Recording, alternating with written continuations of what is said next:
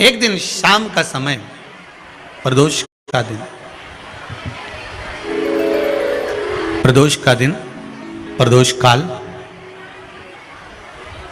शाम का समय, भगवान देव अधिदेव महादेव माँ जगतजननी पार्वती जी के साथ में भ्रमण पर निकले। देखिए, अगर प्रदोष का व्रत नहीं कर सकते, प्रदोष के दिन आप व्रत नहीं कर सकते, मान लो आपसे भूखा नहीं रहा जाए, प्रदोष का व्रत नहीं कर सकते, प्रदोष के दिन आप भूखे नहीं रह सकते, मंदिर भी नहीं जा सकते, दिया भी नहीं लगा सकते, तो शिव महापुराण की कथा कहती है कि प्रदोष के दिन, प्रदोष काल में अपने ही दरवाजे के पास में देवाधिदेव महादेव का स्मरण कर कर लक्ष्मी की वृद्धि के लिए, कार्य सिद्धि के लिए, संपदा को प्राप्त करने के लिए आप अपने ही दरवाजे के पास में एक दीप लगा सकते हो। कौन से दिन? प्रदोष के। एक बात और अच्छे से समझ लीजिए, जो बच्चे चिड़चिड़े होते हैं, चाहे घर में बेटे हों, बहुएं हों, सास हो, ससुर हो, परिवार में छोटे छोटे बच्चे हों, चिड़चिड़ प्रवृत्ति करते हों या चिड़चिड़ा स्वभाव हो, जरा जरा सी बात में क्रोध आ जाता हो, बोलने का भान नहीं रह पाता हो, शब्दों के बाण चलते हों, तो महाराज प्रदोष के दिन, प्रदोष काल में बेलपत्री के पेड़ के नीचे एक, जो पत्ता आपके पास में हो, पान का मिल जाए तो पान का, पीपल का मिल जाए तो पीपल का, बेलपत्र का मिल जाए तो बेलपत्र का, उस पत्ते पर मात्र थोड़ा सा शहद और 7 दाने चावल के रखकर घी का दिया लगा दो महाराज, और थोड़ा सा जल हाथ की अंजलि में लेकर भगवान देवाधिदेव महादेव का स्मरण कर कर कि इस बेलपत्री के वृक्ष के नीचे माता लक्ष्मी, पार्वती, सरस्वती विराजमान है। इसी बेलपत्री के पेड़ के नीचे मेरे देवाधिदेव महादेव का 12 ज्योतिर्लिंग का स्वरूप प्रकट है। उनका स्मरण कर कर जल चढ़ा दीजिए और उसका स्मरण कर लो जो चिड़चिड़ प्रवृत्ति करता हो, क्रोध करता हो, जिसको बोलने का भान नहीं होता हो, सम्मान नहीं देता हो, अपशब्द कहते हो, उनका स्मरण कर कर आप छोड़ेंगे। एकदम एक प्रदोष करेंगे, दूसरे प्रदोष तक तो आपको कोई दिक्कत ही नहीं। 2-3 प्रदोष कर कर देखिए, बाबा कृपा करें। बच्चों को पढ़ने का कह रहे हो, पढ़ने बैठो, पढ़ने बैठो, पढ़ने बैठो, पढ़ने बैठो, तो एक आध प्रयास बच्चों के लिए भी कर लिया करो कि भाई ठीक है। जैसे बैकुंठ चतुर्दशी वाला उपाय हमारे YouTube पर भी डला हुआ है, आप उसको निकाल कर सुनना। बैकुंठ चतुर्दशी के दिन प्रयास करना, बच्चे लोग विद्या में प्रबल होंगे।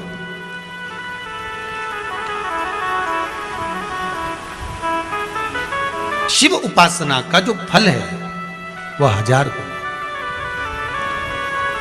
ब्राह्मण देवता आज मंदिर के दरवाजे पर बैठे हुए थे, मंदिर की बुआरी लगाकर बेलपत्री को उठाकर एक बोरे में, एक बारदान में, एक झोले में भर रहे थे।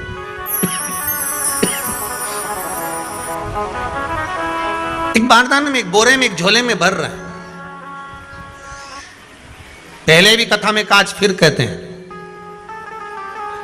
शिव मंदिर में जल बाद में चढ़ाना, शंकर के मंदिर में जाकर पंचामृत स्नान बाद में कराना, शंकर जी के मंदिर में जाकर पूजन बाद में करना।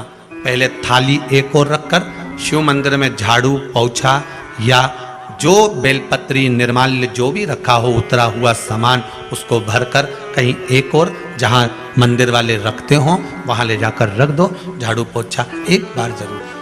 इस ब्राह्मण के चरित्र को सुनिए जो शिव महापुराण में वर्णन किया गया। कार्तिक महत्तम की कथा कर रही है। कार्तिक मास में पड़ने वाले प्रदोष के दिन महाराज वो ब्राह्मण बेलपत्री को उठा उठा कर बारदान में भर रहा था।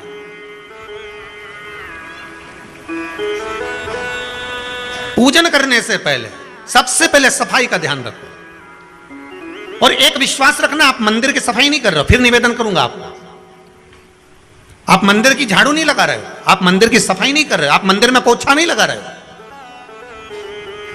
जितना हाथ आप मंदिर में फेर रहे हो सफाई के लिए, उतना आपके जीवन में जितना दुख है, जितनी तकलीफ है, जितना कष्ट है, जितनी बीमारी है, उस पर हाथ फेर रहे हो, मंदिर में नहीं फेर रहे हो। नहीं तो सारी दुनिया में जितने मंदिर हैं, सारे मंदिरों में ट्रस्टियों ने कुछ ना कुछ लगा कर रखा है। स्वीपर आता है, साफ करके जाता है, ये आएगा सफाई कर जाएगा, पंडित जी होंगे तो बुआरी लगा देंगे, पंडित जी होंगे सफाई कर देंगे। उन्होंने तो पंडित जी को बोल के रखा है कि साफ कर दो, पंडित जी करते भी हैं, पर पहला फर्ज आपका है कि आप मंदिर में आए हो तो पहले आप सफाई करो। क्यों? क्योंकि हम उसका द्वार साफ रखें। आज के समय में तो एक नियम हो गया साहब कि मंदिर में जाते हो तो मंदिर के दरवाजे पर चप्पल उतार के जाते हो, नहीं तो शास्त्र रीति तो यह कहती है कि मंदिर में भगवान सामने बैठा है तो उसके सामने चप्पल भी नहीं उतारना चाहिए। तो कई लोग कहते हैं मंदिर के अंदर थोड़ी ना उतार, हम तो जीने से भी बाहर, एकदम गेट के बाहर वहां उतार, पर सामने तो है ना, सम्मुख में तो है। तुम्हारे यहां अगर 4 लोग दिवाली मिलने आते हैं ना, तो तुमने चप्पल रखने का भी स्टैंड बनाकर रखा है, साइड में उतारिए, दहली पर मत उतार देना, थोड़ा साइड में उतारो। सामने से सब आते जाते रहते हैं, सामने उतारो, सम्मुख में क्यों उतार रहे हो?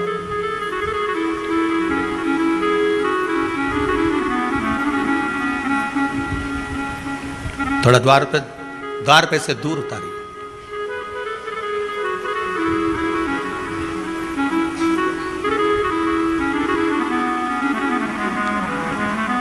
अभी तो कुबेरेश्वर धाम में काम चल रहा है, आप लोग जो दान दे रहे हो, आपके दिए हुए दान से निर्माण चल रहा है। अभी तो आप पहनकर जूता चप्पल भी अंदर आ जाते हो, भले दूसरे मंदिरों में चप्पल पहनकर हमने देखा है, आधिकाधिक मंदिरों में, ब्रजभूमि पर भी बहुत मंदिरों में लोग अंदर जूता पहनकर चले जाते हैं, पर जब तक बाबा नहीं बैठा तब तक तो आप पहनकर आ रहे हो। जिस दिन बाबा कुबेरेश्वर धाम में आकर बैठ गया, उसके बाद वो दोनों गेट पर चप्पल बाहर ही रहेगी। आओ आप, कंकर से शंकर जब शरीर से लगेगा तब सुख भोगोगे, आनंद भोगोगे, सुख की प्राप्ति। अपने द्वार पर भी कितना सुंदर लिखा है भविष्य पुराण के अंतर्गत, और विष्णु पुराण में भृगु बाबा का चरण का चिन्ह भगवान विष्णु की छाती पर रहा।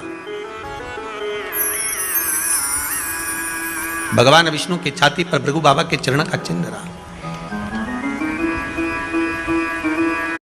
चिन्ह अब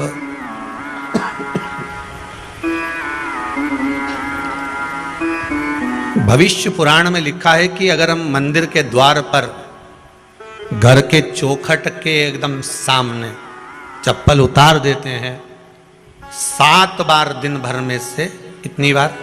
7 बार विष्णु पुराण कहती है ऐसा कोई दिन नहीं होता जिस दिन दरवाजे पर 7 बार लक्ष्मी आकर खड़ी नहीं होती हो।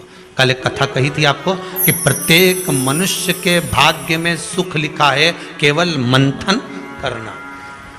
भविष्य पुराण कहती है 7 बार लक्ष्मी प्रत्येक मनुष्य के दरवाजे पर जाकर खड़ी होती है, पर द्वार पर चप्पल पड़ी होने के कारणवश वो लौट कर चली जाती है। बहुत ध्यान दीजिएगा महाराज, थोड़ा सा आपको बुरा लगेगा, लग जाए, पर शिव पुराण है, जीवन संवार देगी तो अच्छी बात है,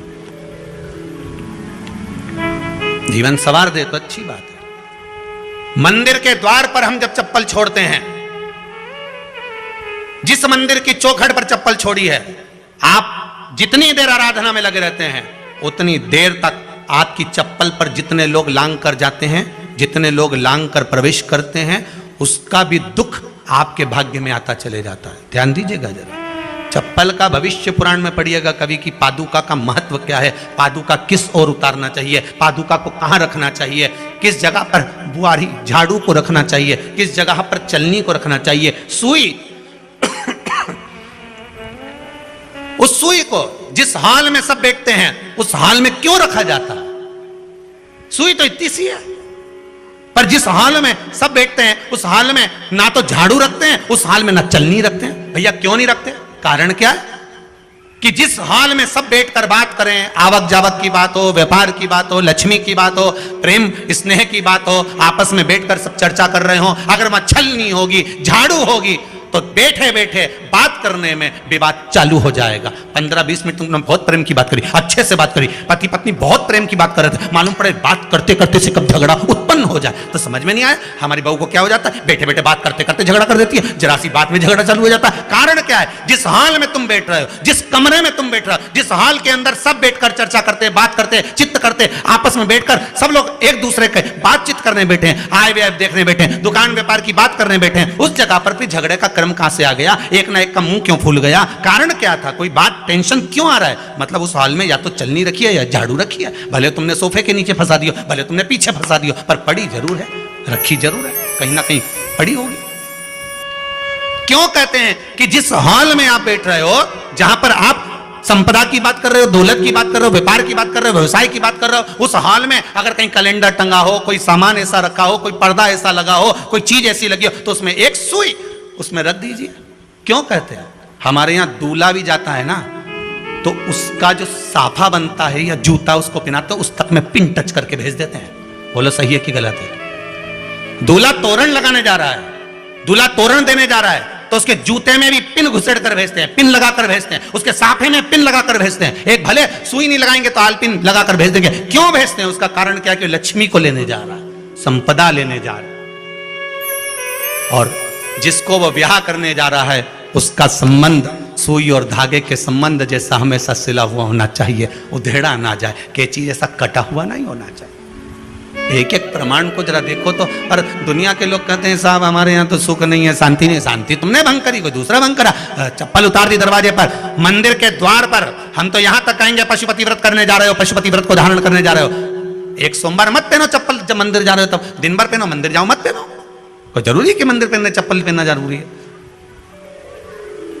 मत पहनो। मंदिर के द्वार पर जहां भगवान विराजे हैं उसके द्वार पर अगर आपने चप्पल उतारी है, आप तो अंदर चले गए, पर जितने लोग लांग रहे हैं उसका मालूम, उसका स्मरण कितना कितना गया। छाता, चप्पल, आसन,